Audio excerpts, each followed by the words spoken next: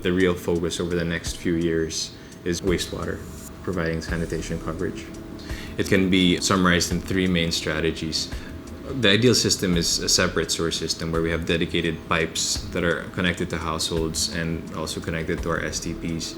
Unfortunately, this is very difficult to do. Pipe laying is very difficult in Metro Manila, especially for sewage, which requires very large depths for pipes. We have about 38 STPs now. A number of those are separate systems. That's our main strategy. 80% of households have septic tanks, but these weren't well maintained and were discharging to receiving water bodies. For those that aren't in sewered areas, we have basically our septage management program, where we have these sludging trucks that go around and they desludge the septic tanks, and we take them to one of our two septage treatment facilities, one in the north, one in the south. And this is where they're treated to Class C standards and then disposed of in the proper manner. And our third option, to accelerate our master plan and to have immediate impact on protecting our waterways, is the combined sewer drainage system. So what we're doing is we're at least stopping the water from entering the rivers. We're constructing interceptor systems which intercept existing drainage systems during dry weather flow, and we basically reroute all the flows to our STPs. So our target is by 2022 is to have the full protection of the three river system, which is the San Juan, Marikina, and Pasig rivers.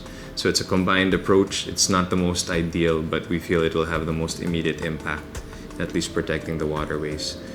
That's 25 wastewater treatment plants, and that'll increase our current capacity from like 120 million liters per day to about 1 billion liters per day. So almost, times 10 the coverage we're looking at now. In 1997, when we took over the concession, there was only about 3% coverage at that point in time. Right now, that number has increased to 23% of the east zone covered by wastewater treatment.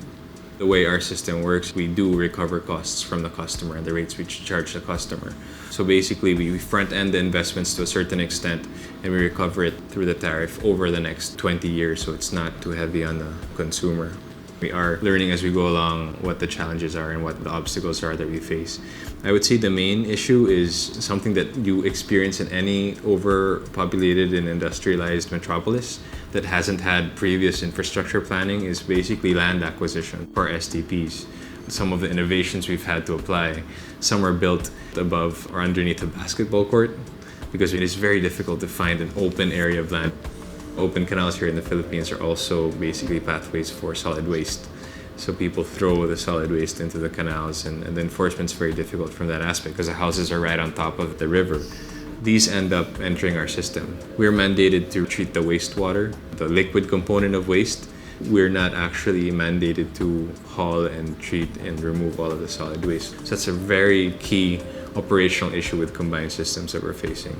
We treat upwards of 100 million liters per day of wastewater that otherwise would have polluted our rivers. So we are making that impact. And I often tell our team, there are not a lot of jobs where you can go to sleep at night and say, look, this is what I did today, as I treated this amount of wastewater and I protected the rivers to a certain extent.